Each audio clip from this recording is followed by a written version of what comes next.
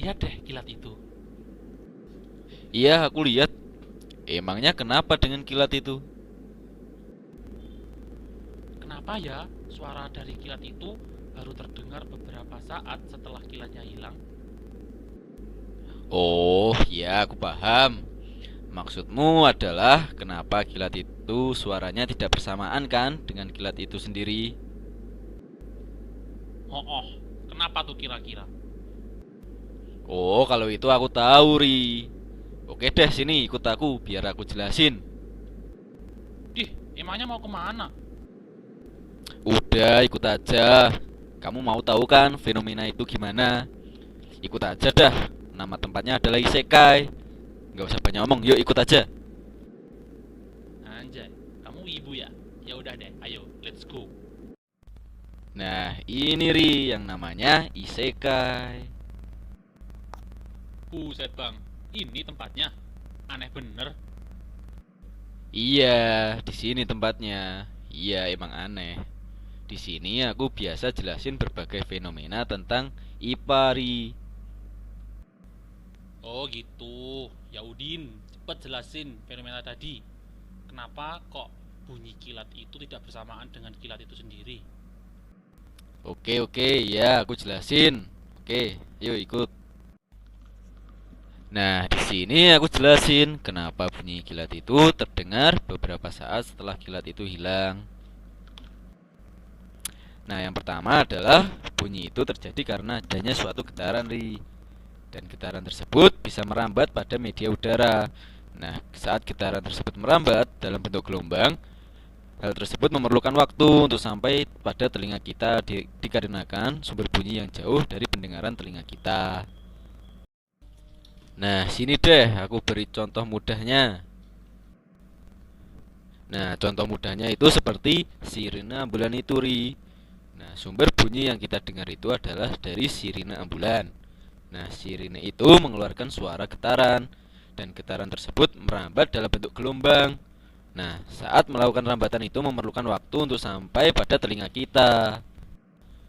Oh iya, sekarang aku paham. Terima kasih sahabat. Nah, kamu paham kan? Itulah sebabnya suara kilat itu terdengar beberapa saat setelah kilat itu hilang. Nah, bunyi itu juga dapat merambat melalui beberapa media, Ri. Nah, jika tanpa media, bunyi itu tidak dapat merambat. Di antara media itu adalah zat padat, zat gas, dan zat cair. Contoh dari media zat padat adalah besi atau kayu. Sedangkan zat gas adalah udara. Dan sedangkan zat cair adalah gelombang yang ada pada laut atau air. Nah, bunyi itu juga memiliki frekuensi. Ada tiga jenis frekuensi. Yang pertama infrasonik, yang kedua adalah audiosonik, dan yang terakhir adalah ultrasonik, Ri. Nah, untuk frekuensi dari infrasonik itu frekuensinya kurang dari 20 Hz dan hanya bisa didengar oleh hewan-hewan tertentu seperti jangkrik dan juga anjing. Oke, paham ya? Anjing. Selanjutnya adalah bunyi audiosonik. Nah, pada frekuensi ini antara 20 sampai 20 ribu Hz. Nah, frekuensi ini yang biasa kita dengar. Dan manusia hanya bisa mendengar antara frekuensi 20 sampai 20 ribu Hz saja. Selain itu tidak bisa, Ri. Nah, yang terakhir adalah bunyi ultrasonik. Bunyi ini frekuensinya lebih dari 20.000 Hz dan hanya bisa didengar oleh beberapa hewan saja. Contohnya kelelawar, lumba-lumba, dan juga anjing. Ingat ya, Ri, kelelawar, lumba-lumba, dan juga anjing, Fahri.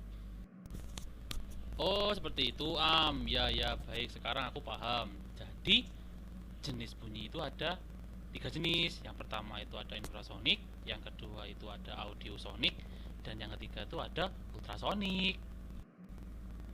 Ada hal yang lain gak terkait dengan bunyi yang belum aku ketahui? Oh, tentu saja ada, Ri.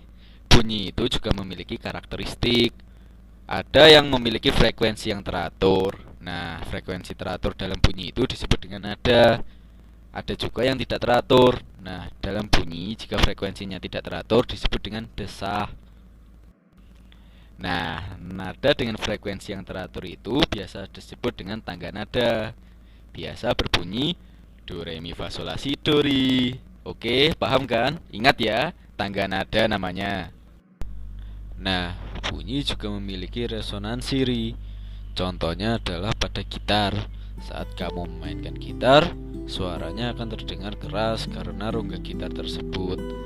Udara yang ada dalam rongga gitar itu ikut bergetar saat senar gitar dipetik. Itulah yang dinamakan resonansi. Nah, bunyi juga bisa memanturi. Contohnya saat di ruangan ini. Nah, ruangan ini kan kosong. Berbeda dengan ruang terbuka, yaitu dengan ruangan yang kosong ini akan lebih keras. Hal tersebut karena pantulan suara oleh dinding. Nah, ini disebut dengan gaung namanya. Nah, selain ada gaung, ada juga yang namanya gemari. Gema itu terjadi apabila kamu berteriak di lereng gunung atau lapangan terbuka, maka kamu akan mendengar bunyi pantul yang sama persis seperti bunyi asli dan terdengar setelah bunyi asli.